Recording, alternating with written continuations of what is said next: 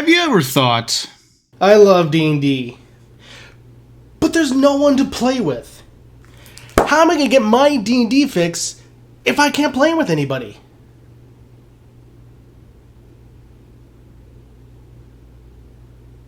welcome to the world of actual plays. These streams or podcasts are really nothing new to the scene in all honesty. While not initially popular, they've been around for as long as podcasts have existed. From what I could find, and what seems to be generally agreed upon as the first actual play, could very well be traced back to 2004 with RPGMP3.com. Doesn't that roll off the tongue? There's very little information that still exists about it.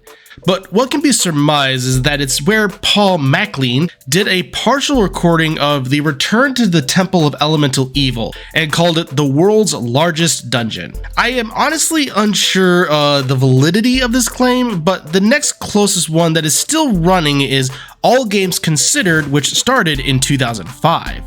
Though that seems to be more about general RPG content than anything and not so much an actual play. Nailing down exactly what was the first actual play podcast seems to be fairly inconsistent, so this very well could be the case with World's Largest Dungeon. Either way, it's early enough that it can certainly be counted as among the first. Largely from there, when podcasts will start to become more popular, podcasts regarding RPGs and board games would follow suit, and eventually actual plays would come into being.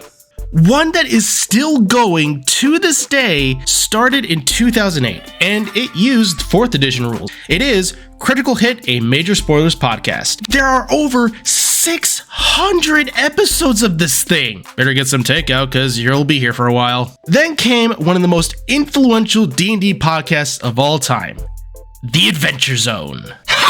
You thought I was going to say Critical Role. All right. That was a bit of a fake out on my end, so not really all that fair. But yeah, the Adventure Zone came first in December of 2014. While Critical Role would bring higher numbers, Adventure Zone's influence on the medium can't be understated. It was originally just a one-off as a part of their primary podcast, My Brother and Me, but it became popular enough it was turned into a spin-off show. I honestly like to think all these D&D podcasts that came before this point walked so we all could run. Then in March of 2015 came Critical Role for Twitch, and thus opened the floodgates. There are so many today. You really have to sift through and find one that is for you. You could honestly throw a rock at a shelf of D&D books and find an actual play.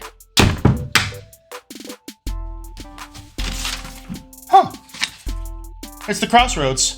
The downside is that there are so many, it can be incredibly difficult to find what you are after. More often than not, when you're doing a search, you're going to find a lot of the big ones. Adventure Zone, Critical Role, Dimension 20, High Rollers, Unexpectables, the list honestly goes on. Which ultimately, they have done a lot of good for the TTRPG community in bringing people to the hobby. The other downside is that it can set up some unrealistic expectations. This is honestly going to yield different reactions from different people.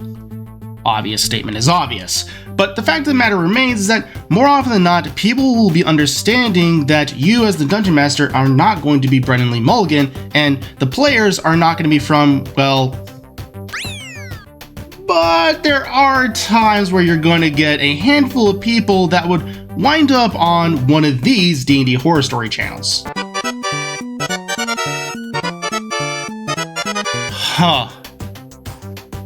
That could be a topic in and of itself. But ultimately, something is an actual play when everyone literally just plays the game at the table.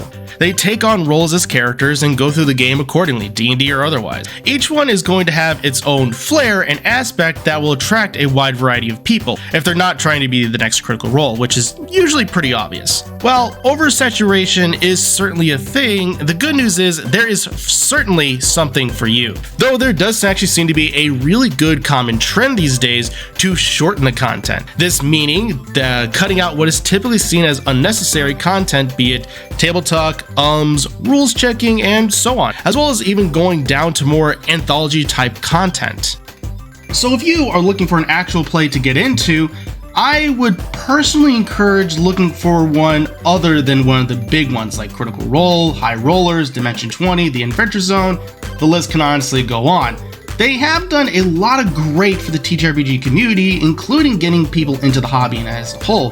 However, there are a wide variety of content creators that are making just as good content out there as the big ones, and they honestly deserve just as much appreciation and attention. Honestly, the best part is that there is going to be a game out there for you. And if you honestly really enjoy games like Critical Role, Dimension 20, or potentially one of the less popular ones, that's the amazing part. There's going to be something for you regardless of how popular it is.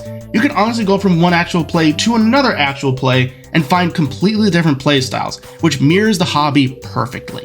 And let's be honest, listening to actual plays, how else are you going to fuel your dice addiction?